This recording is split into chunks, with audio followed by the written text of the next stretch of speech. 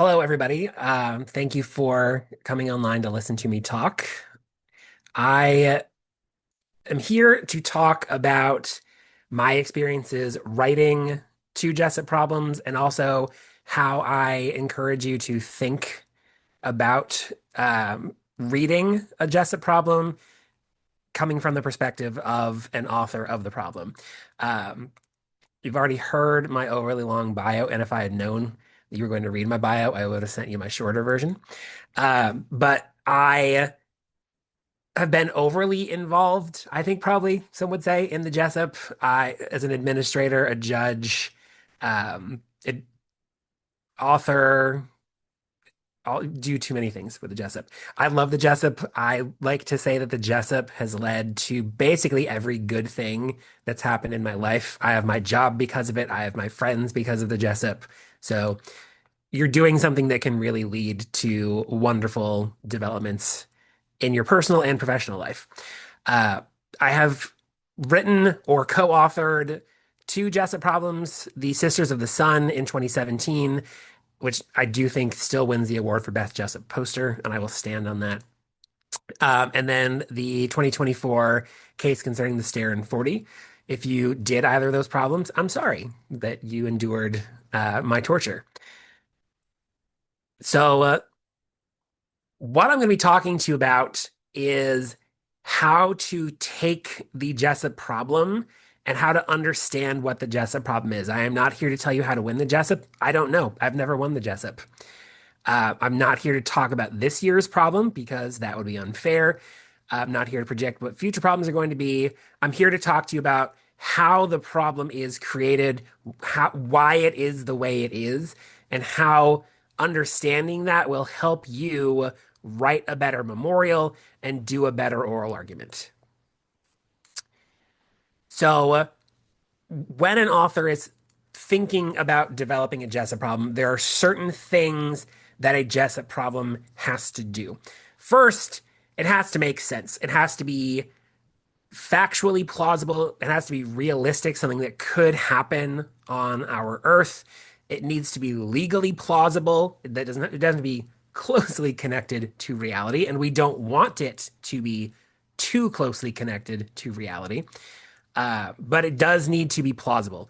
There is a unwritten rule for Jessup authors that we should avoid nuclear war because Jessup problems tend to very quickly predict things that happen in the world. Sometimes we think that Jessup problems speak these things into existence, and so we try to avoid all-out nuclear war so that we, don't unintentionally cause all-out nuclear war. Um, that was a joke. I hope someone's laughing wherever you're watching. But I mean, it's also not a joke. We do try to avoid certain things because we don't want to tempt fate. Uh, the problem author needs to also write a problem that focuses your attention as competitors and for judges on the arguments we want you to make and close the door on things that we don't want you to talk about. And that in part comes up in the corrections and clarifications process, but we spend a long time thinking about what are you going to do with the words that we write. And that's important because you're writing a case file for thousands of students and lawyers around the world from various legal traditions who are going to look at every single word and tear it apart and think about what it means. So we have to really anticipate what that's going to look like. Uh, the problem has to reward deep analysis. So what we try to do is have obvious arguments, less obvious arguments, and very nuanced arguments so that teams who dig deeper into the problem are rewarded for more work. We also want the problem to reward the things that the Jessup competition scoring system rewards. And I encourage you, if you have not spent time looking at the oral and memorial score sheets, do so because this is a competition and you need to work towards getting better scores. the bulk of Jessup scores actually come from knowledge of the law. And so we want a problem that is legally complex so that you are able to really delve into public international law. And finally, this is an intentional design choice, it needs to sustain your interest and engagement over months and months of work. So the story has to be interesting. It has to be, I think, fun. The names have to be ones that people can connect to and relate to. It needs to be set in a world that makes sense. I will say, among the Jessup authors, I probably care the most about world building and really making it feel like you're in a country that's real and that could be set on the earth. Sometimes I think some of the authors care less about that and prioritize things that I may not care as much about. That's a style choice. I do know that Ilsa thinks I probably spend too much time on world building. When I wrote the 2017 problem, I could tell you what the primary crops that were grown in my countries were. Did you need to know that? No, but I could tell you. I could tell you the names of the major rivers, the major cities. I did deep world building. I thought it helped. It really helped me write the problem. You didn't need to know those things to do well at the Jessup, though. Also, I'm here as a problem author. We talk a lot about the authors. We reveal the authors at the author's breakfast on the morning of the final round. The author does not work alone. Um, the process of writing a Jessup problem takes about a year, and it starts in November of the year before the problem is going to come out. So, and really, I started thinking about writing a Jessup problem the summer before that, and researching and creating a proposal. So I developed my initial proposal. I sent it to ILSA. That's reviewed by the board of directors of ILSA. They select the problem and then negotiate with the author. Uh, so my initial proposal for the 2017 problem, three of my four proposed issues made it in, but I negotiated with ILSA and they wanted a fourth different issue, and that is what ultimately made it into the problem. So even out of the starting place, it's a negotiation. The initial proposal is not a full draft of the problem. It's more of a document setting out the themes. Names change, parties change, lots of stuff changes from that proposal. I went back and read my two initial proposals, and they were literally nothing like what the actual final problems look like. So you get that offer in about mid-January. Then you start writing the actual first draft of the problem between February and August of the year when it's going to come out. So for this 2025, 2026 problem that you're currently working on, these authors started writing it this past February, maybe a little earlier. While that first draft is being written, ILSA selects several former authors and prominent professors and practitioners of international law to form an editorial committee. Once the first draft is written by the authors, that draft goes to the editorial committee, who send back literally hundreds of comments on that first draft. Sometimes they'll write a new second draft. Sometimes they'll just send the comments to the author, who will then turn around that second draft. Um, I think the first time I wrote it, we had 9 or 10 drafts in that period. The second problem I wrote, I had a co-author, and I think we had a similar number. The editorial committee works very hard.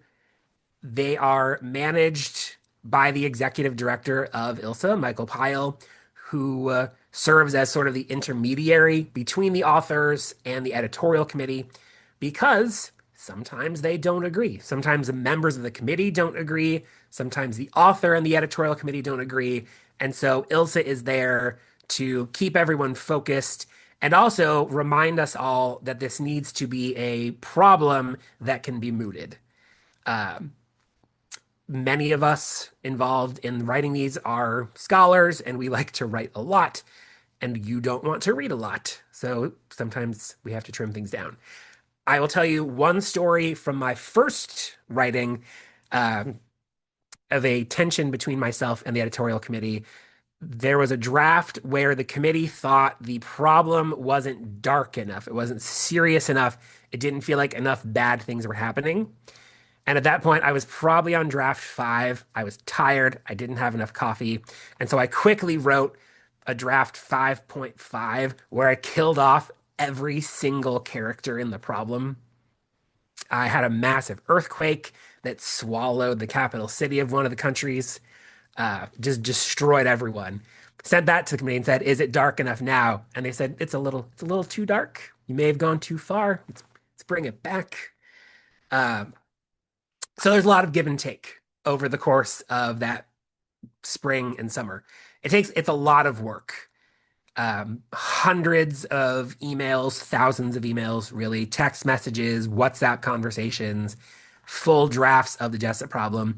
And this whole time, the author and the committee are deep in the legal research that we expect you to do to make sure that we're thinking about all of the sources that you're going to find. So it's a lot of work, and we don't get paid for it. In mid-August, Michael Pyle and Ilsa do what's called taking the pen, and they take the primary document away from the author and the editorial committee, and it becomes theirs.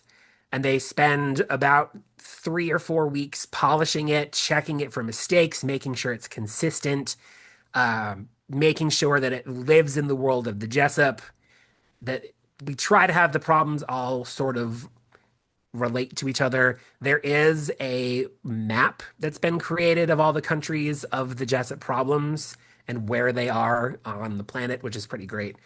Um, I keep saying that Ilsa needs to sell it because I think it's an amazing idea. But so Ilsa keeps the pen for those last few weeks. The author is still consulted, the editorial committee is still consulted, but the final product belongs to Ilsa. It doesn't really change in a major way, but changes are made in those last few weeks. It is then released on or about 15 September. That's when you get it. And I will tell you, it is being fixed and edited right until it's released.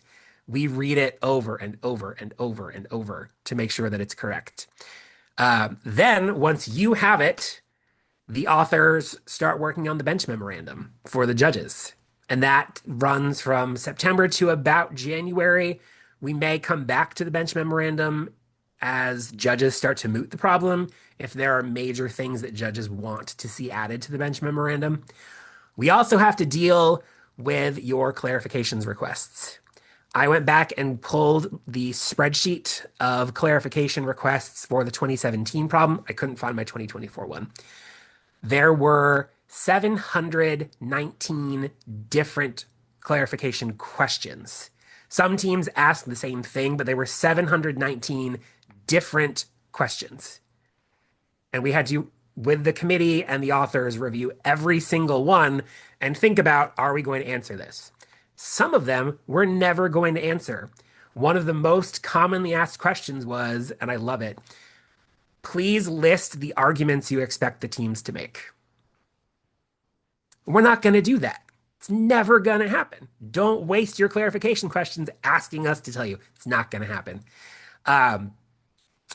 A lot of the clarification questions are asking for facts that we intentionally don't provide.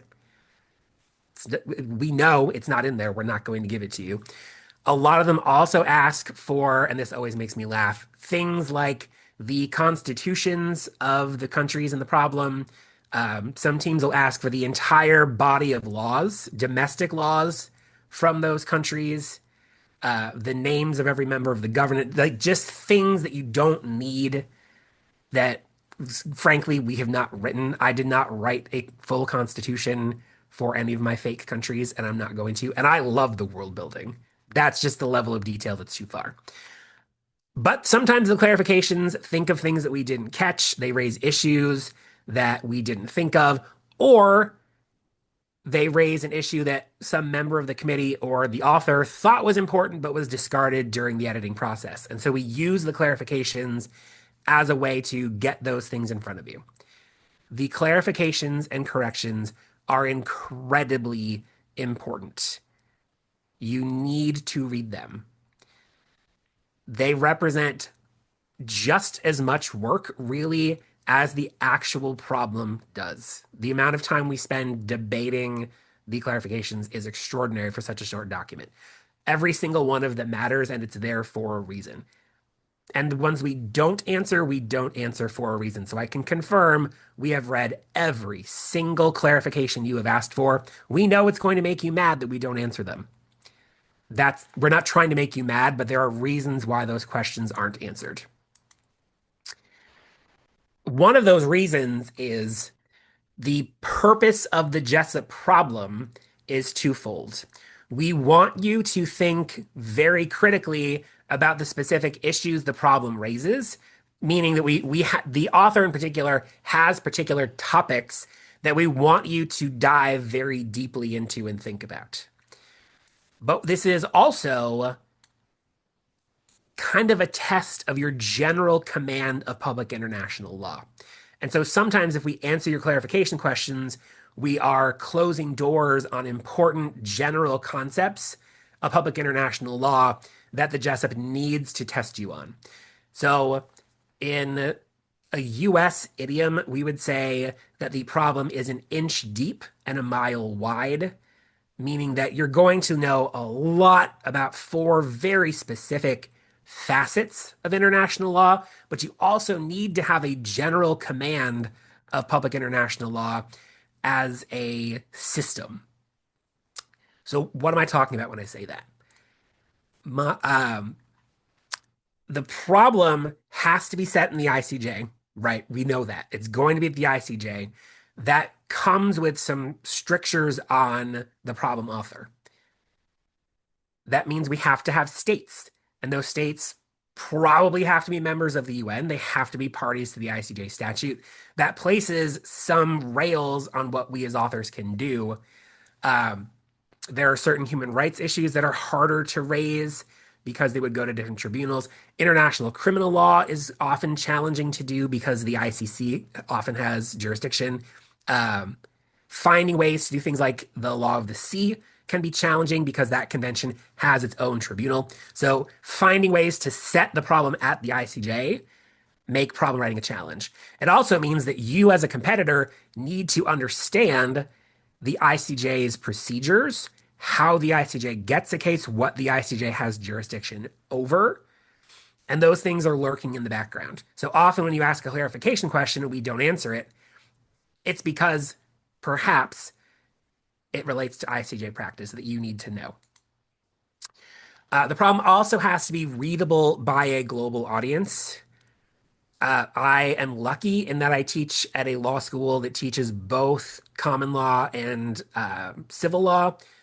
Many law schools don't. And so we need a problem that is understandable by students from various legal traditions who speak the hundreds of languages of the world and who are various places in their study of public international law and access to resources.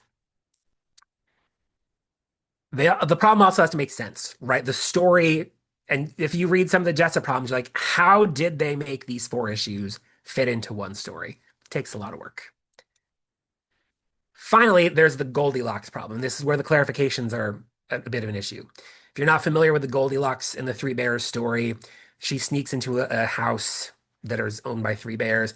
She sleeps in one bed that's not comfortable enough, another bed that's too comfortable, and she finds the third one that's just right. The Jessup problem is the same way. We need to give you enough detail that you can argue the case, but not so much detail that the questions get answered. And a lot of the clarification questions are moving towards giving you too much information that answers the question.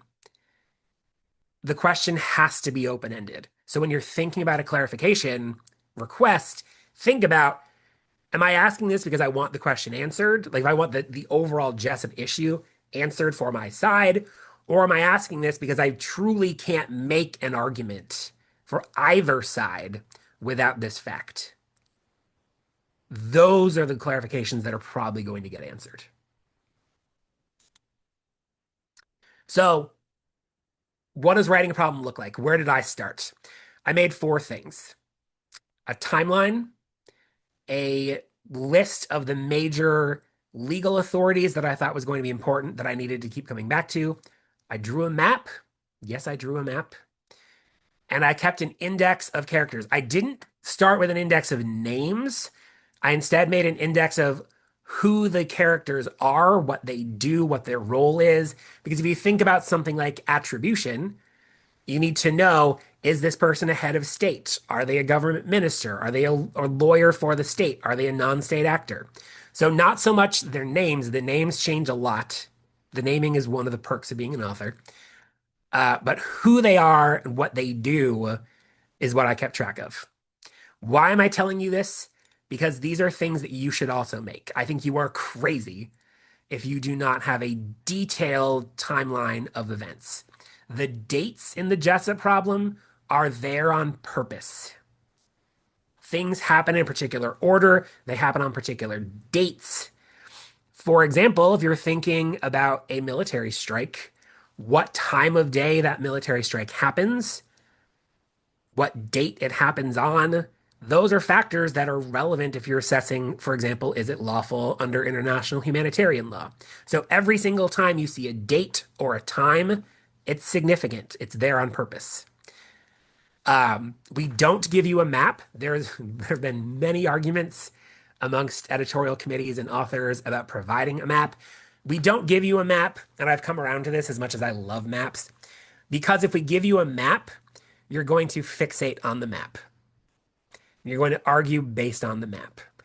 And so we want you to live in a world where you're stuck with the text instead of getting fixated on a map. I still think you should draw a map. Certain problems, I think, lend themselves to knowing and understanding where borders are. And so I think it's helpful. I also really encourage you to make that index of characters, tie their names to who they are and what they do. It's helpful for attribution. It's helpful for understanding the scope of relationships and authority. I really, really recommend that you do it. One other point about problem writing that I wanted you to think about is I think students often get caught up in what I call the right answer fallacy. Students think that one of the two sides is going to win the case and that there must be a right answer that the problem author is looking for.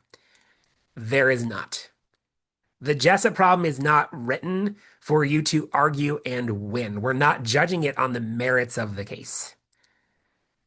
We're judging it based on your ability to, and I'm going to use another American idiom, make lemonade out of lemons. The problem hands you a set of lemons, and we say, take these lemons and make the best possible lemonade you can make with these lemons. Don't go get other ones. Don't add lemons. Just take these lemons and do what you can with them and make the best possible lemonade. We know that maybe one side has a better argument morally, ethically, sometimes legally. We know, trust me, we know it's been developed that way. We want you to do what you can with what we give you. Not the thing, we don't want you to build a problem that you want. We want you to use the one that we give you. And yes, that means sometimes you have to argue a side that sucks, that does something bad. You're stuck with it. This has a couple of reasons. First of all, Jessup is a test of your ability to advocate as a lawyer. And lawyers sometimes have to make difficult arguments for their clients. It's also a test of your ability to do that. So like you need to be thinking of that. Also, and this is particular in part to the ICJ, particularly if it's a compromise at the ICJ, those facts have been negotiated for months by the representatives of those states. They are stipulated facts. In real life, this sort of record has already been agreed upon. The facts are what they are, and they are the product of extensive negotiations by both sides, by diplomats, by heads of state, foreign ministers.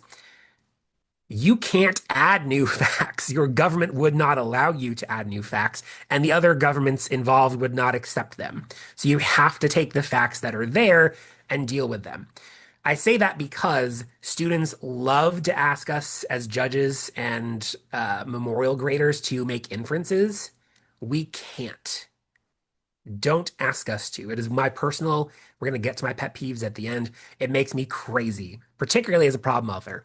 Do not ask us to make inferences. The court can't make inferences. Use the evidence that you're given. If you're relying on something that's silent in the facts, asking the court to speculate or make an inference, you're making a weak argument. You just are. And then remember, literally every word that is in that problem, from the beginning cover page, those pages that people skip over that seem like they're just procedural stuff, every single word that is there is the product of months of work by the committee and the authors. Every single word I'm not kidding, we have fought over. And it's there for a reason. Even that stuff at the beginning that's just like the ambassadors exchanging courtesies, we spend time thinking about that because they have legal effect. So don't just jump to the statement of facts, read everything. I'll tell you, we even spend time debating the name of the case in French on the cover page to make sure that it accurately reflects what we want the problem to be. Like that is the level of crazy that we go into. So if the fact is there, it's there for a reason. We spend weeks cutting out extraneous facts because we don't want to distract you. So if it makes it to the final draft, that means somewhere around 15 to 20 people have approved it being there. And that should tell you it matters. So every single sentence is important for some reason. Some of them are just to set up background story to make the world make sense. Sure, you don't need to cite necessarily to every sentence, but every single word is there for a purpose. And remember, when you're being scored, we're rewarding you for using the problem in light of your knowledge of international law. We're not rewarding you for making up new facts that you think are helpful. The score sheet rewards your using the facts you are given. So use the facts that I as an author have spent over a year developing. I beg of you. So I wanted to put this kind of in context to show you what I mean. So the 2017 Jessup problem, the case concerning the Sisters of the Sun, the issues were about the use of a shared transboundary aquifer, water beneath the land of two states that was shared. It involved harm to a UNESCO World Heritage Site. It involved the national of one state stealing a cultural artifact from the museum of another state and bringing it home and back to their state, and whether that state should have to give it back. And finally, whether the state causes a refugee crisis, do they owe the receiving state who receives those refugees compensation? Those are very specific, narrow areas of international law. And yes, it's important that you understand those. But the Jessup problem also requires you and rewards a deeper and broader understanding of public international law. So in the issue that looks like it's just about aquifers, we're also testing your ability to talk about what creates customary international law. What are the sources of customary international law? Understanding that custom comes from widespread representative state practice and opinio juris, and showing the judges what those things are. We're also asking you to think about whether draft articles from the ILC have legal effect. We were asking you to think about the customary doctrine of transboundary harm and what role that plays in international law. We're asking you to think about unilateral declarations by foreign ministers and heads of state and what legal effect they have.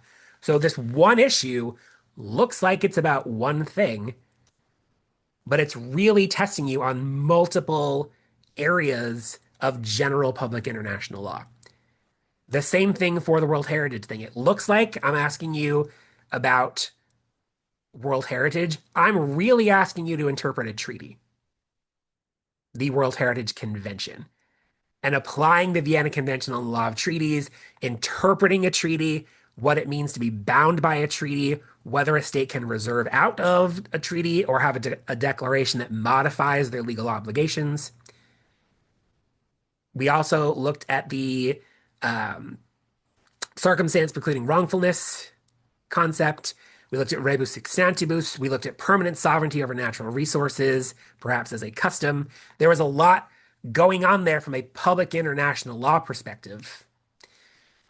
Looking at the cultural reparation argument, there was an issue of can the state bring this claim in the first place because it's involving individuals. So thinking about that concept of diplomatic protection, did the state need to exhaust local remedies in the domestic court system before they bring this reparation claim? There was a lot of human rights and indigenous rights issues lurking in the background. Again, treaty analysis, and also thinking if you're thinking about the articles on responsibility of states for internationally wrongful acts, the last phase, reparations, what that would look like. Is the state obligated to give this cultural object back? Could they award compensation instead? This, if you think about it, if you look at these three things together, this is basically an entire public international law course. My students are taking my final exam right now, and this is basically everything I test them on for an entire semester's worth of public international law, buried in a Jessup problem. If you only think about the facial issues presented, you're doing some of the work, but you're not going to be scoring at the top of the scoring range because you're not doing the deeper stuff that the problem is there to test you on. Now, will you get probably something around a 75 out of 100, which is an average score? Sure. But if you want to do better, you need to be bringing all of your public international law tools to the table. And that's what the problem is for. So really think about what is the problem actually asking me to do? Where this can cause a problem is often in how teams structure their work. And I get it. Researching 4 issues and writing 2 memorials is a lot of work, and you have to break it up. But what I find that teams often do that's a mistake is they split the issues up amongst themselves and never talk to the people writing the other issues. They may talk to their counterpart. So if your applicant issues 1 and 2, you probably are talking a lot with respondent doing issues 1 and 2. But I find you're often not talking to applicant 3 and 4 or respondent 3 and 4. All 4 issues work together. The arguments that you make on your issues can drastically affect your co-agent. And I find often teams aren't thinking about that. The problem often is written to interweave and work together so that something you do in one issue will affect arguments on the other issues. You have to be talking to each other. Talk to your coach. Make sure that your coach is keeping all 4, 5, 2, 3, however many people are on your team, communicating with each other. Be reading drafts that each other write. This does mean you do need to think about all 4 issues. Do you need to know them all 4 in depth? Not necessarily. But you do need to think about what the other people on your team are arguing and what that means for your arguments.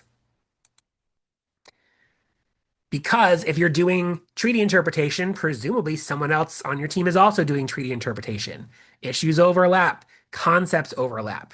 And if you fragment too much, first of all, you can really wreck your co-agent if you don't know what they're trying to do. And also, your arguments won't be as complex because you're not thinking about how they work together. So you have to communicate. You have to read the whole problem, think about the whole thing together.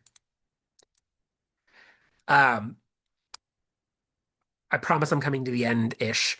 I have developed a framework to help my students in my international law class think through international law problems. I've adapted it a little bit for the Jessup.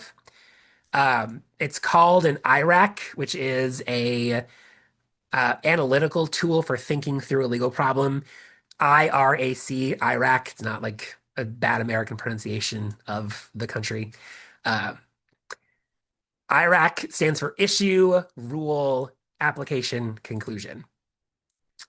And I give you this as a framework to help you think through the issues that you're working on. So as you write, you need to frame your argument as what's the issue before the court? What is the rule we're thinking about? How are we applying it? And what are we asking the court to do? And I've kind of broken that out for you. So first, be thinking about what are we actually having to argue? What court are we in front of? Who are the parties? What that, and a lot of that is kind of duh. We're states in front of the ICJ, Professor Brooks. Of course, we know that. We do, but those things matter. First of all, are they actually sovereign states? Only states can bring claims to the ICJ. Is one a putative state, a contested state? Are we dealing with secession, self-determination? Is that state actually bringing a claim on behalf of something or someone else? Is it actually one of their nationals who's affected, a corporation that's affected? If so, you need to be thinking about diplomatic protection. How can this state bring this particular claim? So frame the issue and really think about what it is you have to argue. This is before you dive into the analysis. This is just who are the parties? What's the problem? How exactly is this in front of the ICJ? How can the ICJ hear this case? What kind of Jessup problem is this? Is it a compromise where the states have consented to jurisdiction? Are we doing an advisory opinion? We haven't, but someday I think we probably might. What source of jurisdiction does the court have? Those are things that matter, that frame how you're going to write and argue your Jessup memorials and oral arguments.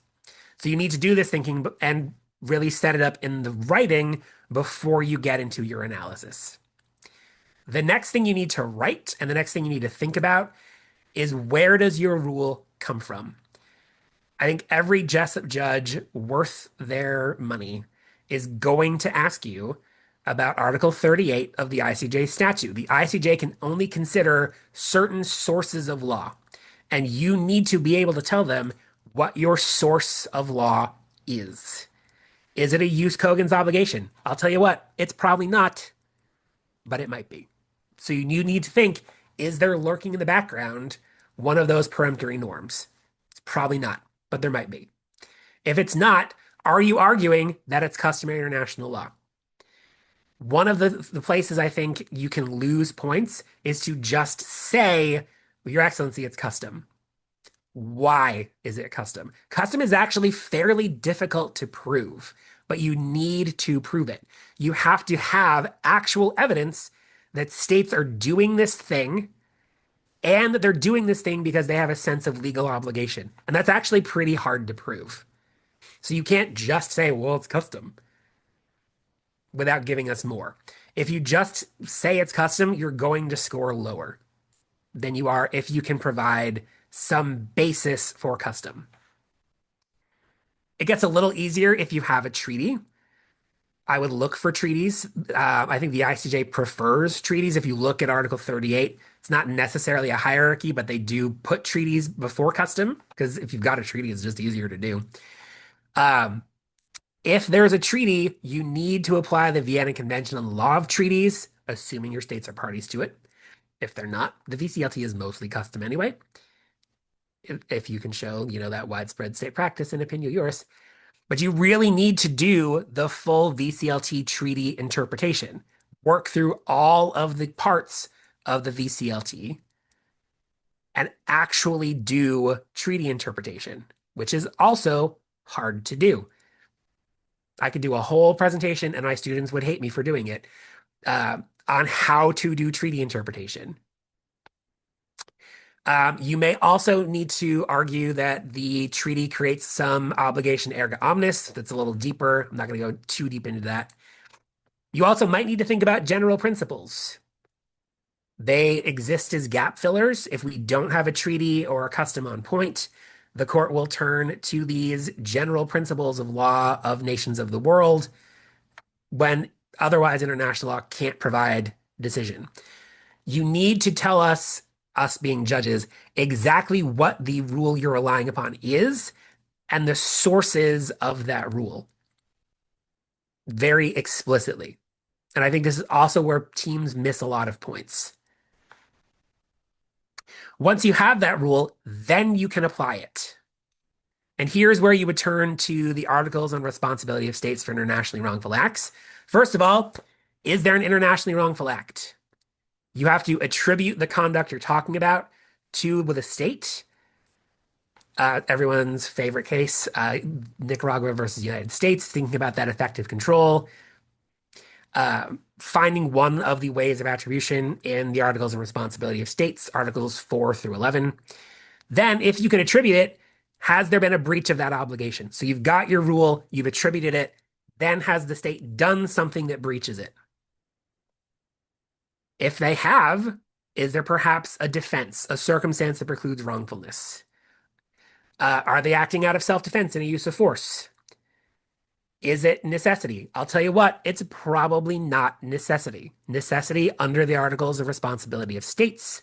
And my favorite case, Hungary versus Slovakia, the case concerning the Gabčíkovo-Nagymaros project, says it's probably not necessity.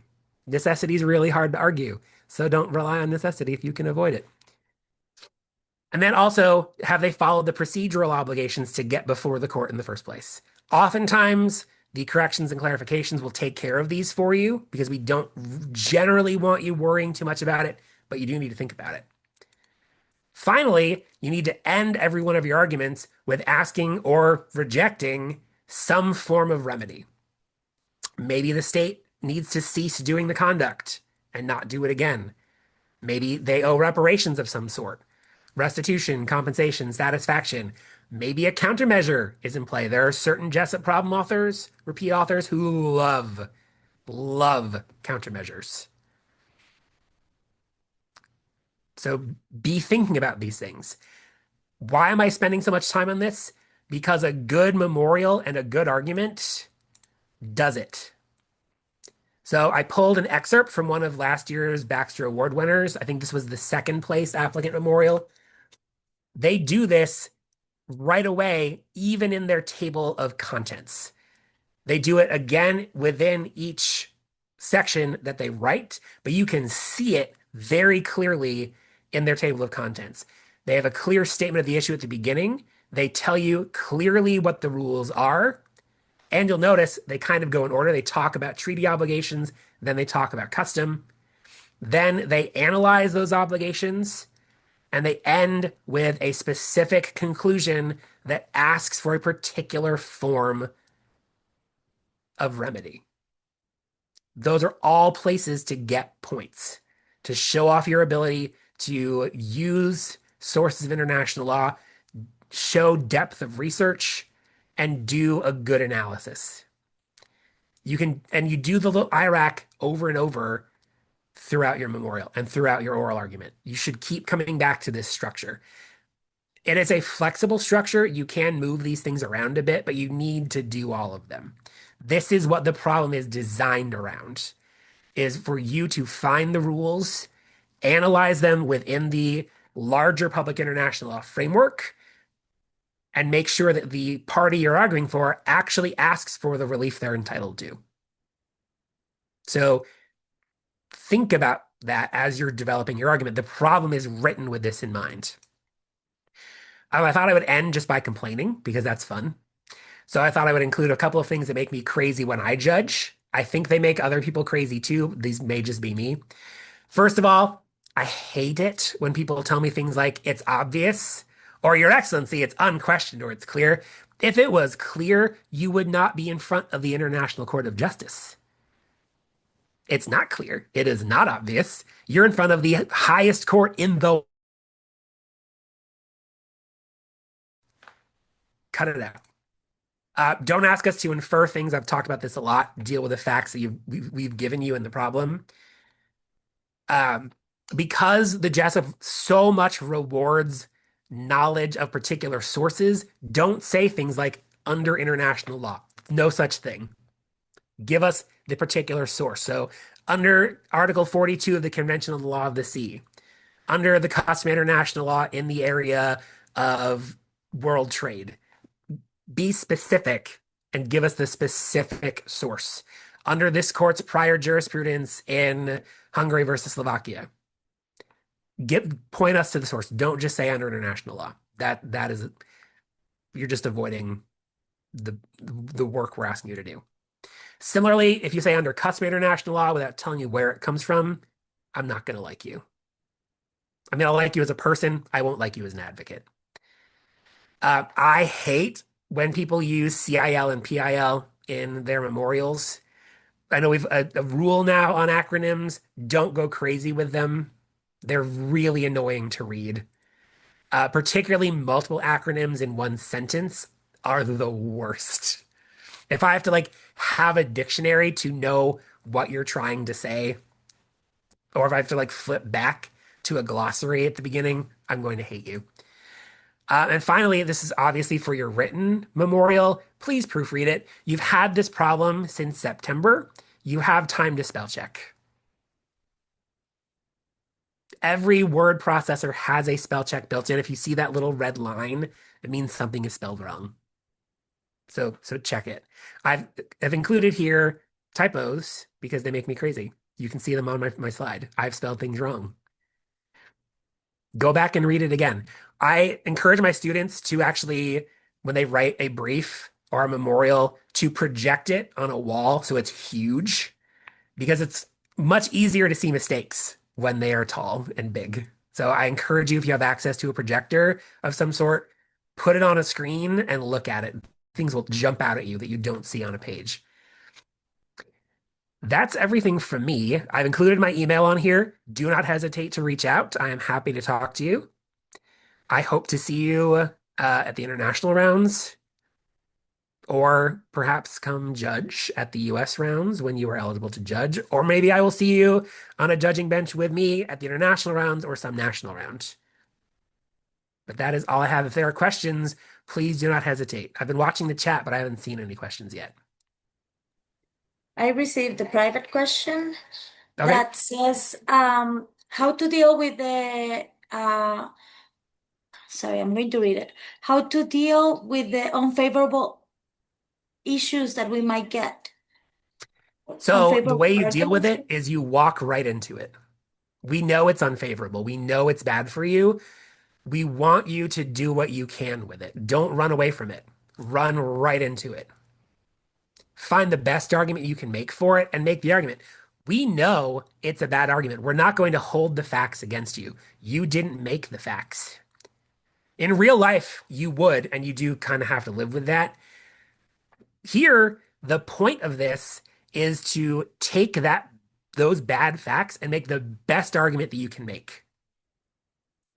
It's designed that way. We know that there are some real bad arguments. What we try to do as authors is generally give each side two good arguments and two maybe weaker arguments. That's not a hard and fast rule, and sometimes it differs. And it depends on the author. I feel very strongly that both sides should be equal parts evil and good. And so I try to make, because I think most states are a mix of, not always good and not always bad. You have to run right into those things, confront them head on, acknowledge that perhaps there's a problem. Sometimes it may feel bad morally, but legally be completely justifiable. There have been Jessup problems where one side really just seems like horrible humans, but what they're doing is actually defensible from a legal standpoint. And we expect you as a lawyer to be able to do that. Like, so Your Excellency, is my client bad? Yep. Are they allowed to do it? Yep. If you think about like the fundamental principle that lurks in the background of international law, the Lotus principle, international law comes from a place of that which is not prohibited is permitted. So a lot of times you can make a lotus argument and get away with it when the state is doing something new that is bad. It's not prohibited, Your Excellency. So Lotus says we can do it.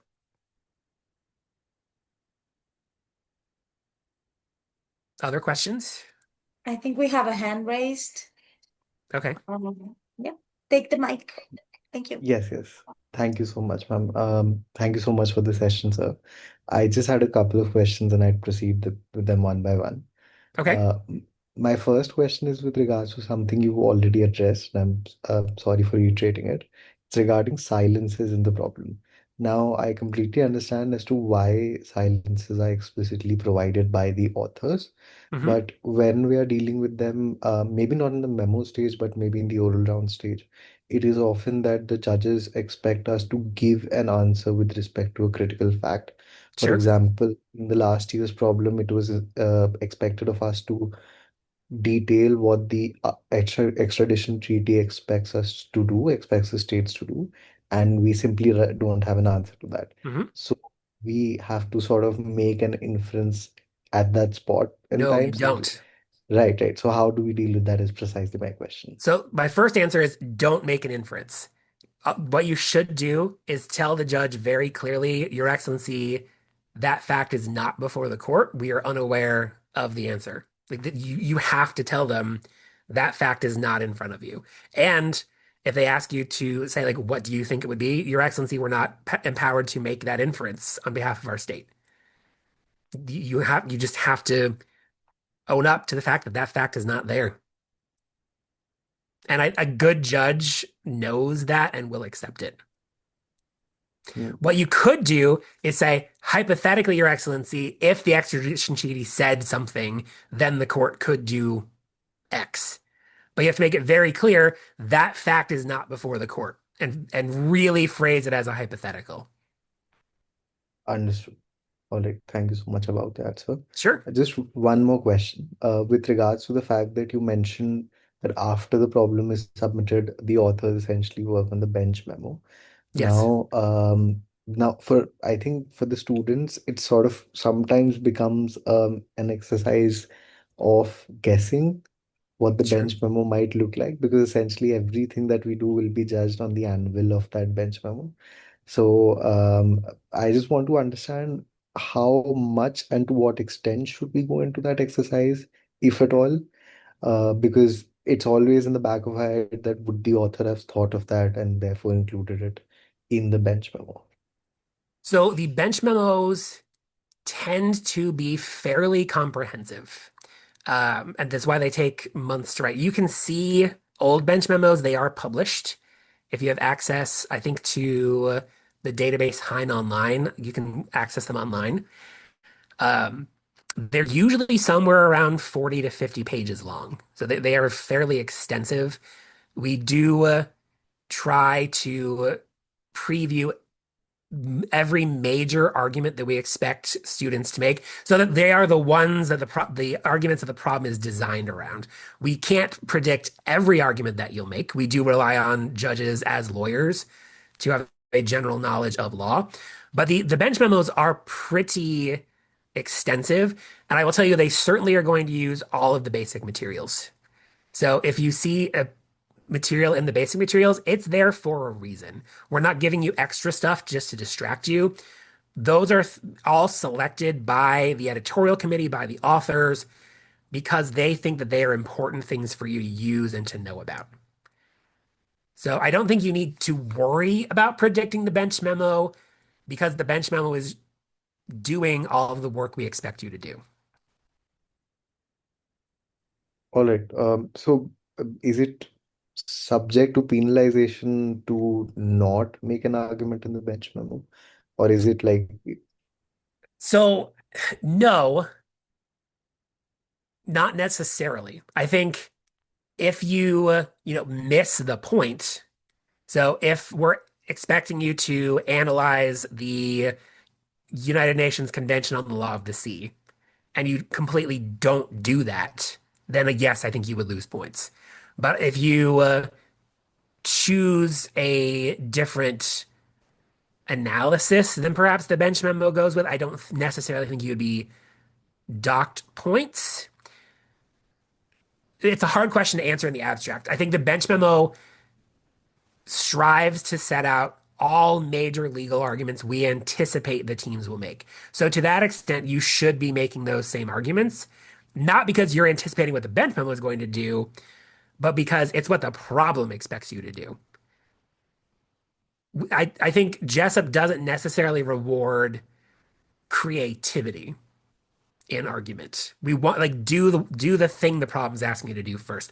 If you have space, by all means, add creative arguments, but address the four questions presented.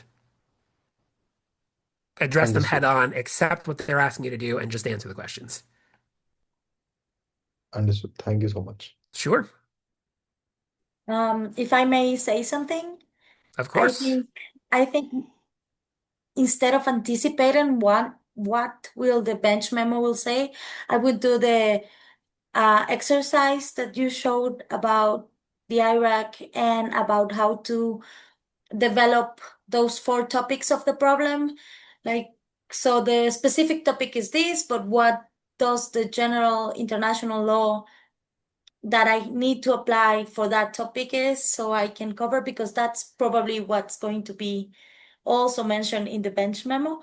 So maybe that would take the pressure off trying to guess what a bench memo is going to say, and you are going to focus on how to read the problem correctly and develop it. So I would advise that. And we have a question in the chat that About Lotus being says, obiter dictum. yeah, So it is. It is a controversial decision from the PCIJ. It is not, I mean, it would be binding on France and Turkey in terms of the decision of the Lotus case. It's not the central legal rule of the judgment, but it's, I think, highly influential. It's been relied upon extensively by states, and the ICJ is the world changing, and perhaps we're not quite so positivist, perhaps, but I think Lotus certainly lurks in the background. I mean, yes, it is dictum. we have another hand raised. Hi, sir. So my question is related to the use of the basic materials.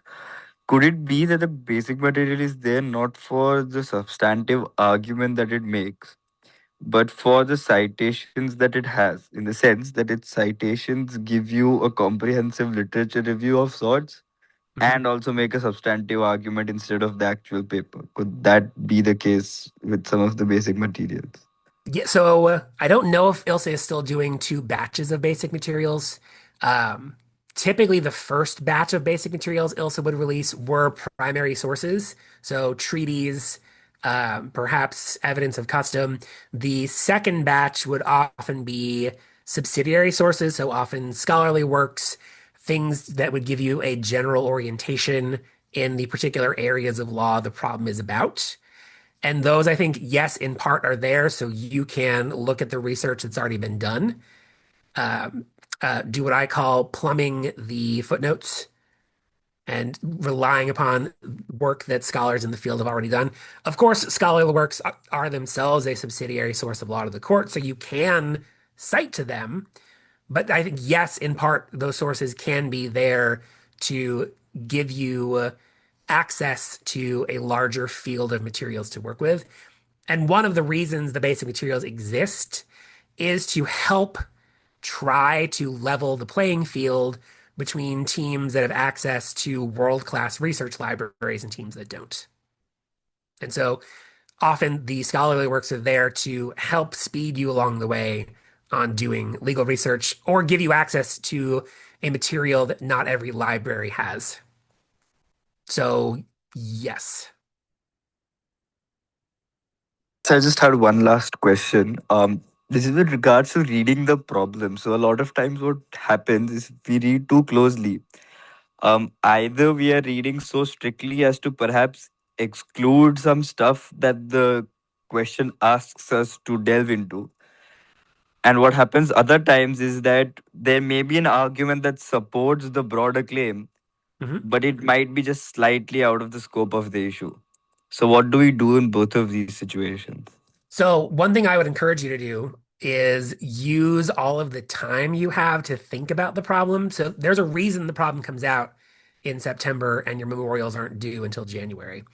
And that is so you can think through the problem. I realize it's getting a little late for me to give this advice, but one thing I often encourage students to do is to put it away for a while. Step away from it, come back to it and read it again because you may see themes, you may think about new connections of facts that you hadn't thought about before because you were so deep in the weeds of reading the problem the first time. Another thing I encourage is to make some sort of chart where you have the four questions presented and you assign paragraph numbers to each of those four questions presented and think about like what are these facts relevant to? And I will warn you, though, that paragraph may be relevant to multiple questions, but I think it's helpful to go through every single paragraph and say, okay, this one matters for claim two and claim four. This one matters for claim one. This one matters for everything. And really, you can even go sentence by sentence. But I think really breaking down the problem is a good idea and also taking some time away from it. Also, you do have a life, so sleeping, maintaining personal relationships, going to classes are important things too. So it's important to put Jessup away once in a while. Says a person who never puts Jessup away. I was thinking that. Okay, we have, I think, two more questions in the chat. One says, sorry, Let it go. it says, well, thanks for the conference. I have one question related to redaction. In your personal opinion, how many acronyms do you think are comfortable to the reader to read on a paragraph? So my thought on an acronym is, does it actually help you make your point? Does it actually make the paragraph more readable? I think often teams are using acronyms to try to get around the word limit. So I think if an acronym makes sense and helps the reader, not the writer, helps the reader read the thing, then it's fine. But something like CIL, you don't need an acronym for it. Just write customary international law. I recognize it's three words instead of three letters, but just write it out. I would hesitate to set a number per paragraph. For me, less is more. I think acronyms for things like the names of courts are better than acronyms for legal principles. Mhm. And, oh, sorry, my computer is going crazy. Why international? I cannot read. I'm so sorry. You're fine. Okay, now I can read. Why is international law tricky to fit in the Jessup problem? Even if the ICC has jurisdiction, it possesses, even if the ICC has jurisdiction, it possesses so to judge individuals, not Sure, states. 100%. So the problem is if you're going to do international criminal law in the Jessup is set at the ICJ. And so figuring out how to make states responsible for an international criminal law violation is where it becomes challenging. Um, is that breach of obligation attributable to the state? Is it an internationally wrongful act? So you certainly can do it. I think certainly we're going, and I don't want to preview potential Jessup problems, but things like the Gambia versus Myanmar and thinking about when a obligation is owed to state parties and not just to individuals is something that is bubbling in international law. What I meant was for a problem author, you can't have the ICJ hold an individual criminally liable. They can't do it. And so putting the problem at the ICJ makes international law trickier to do because you have to think about that level of state responsibility. And so I think other areas of international law are a little easier for a problem author to use at the ICJ. Not that you can't do international criminal law, I think it's just a little harder to do in the confines of the Jessup.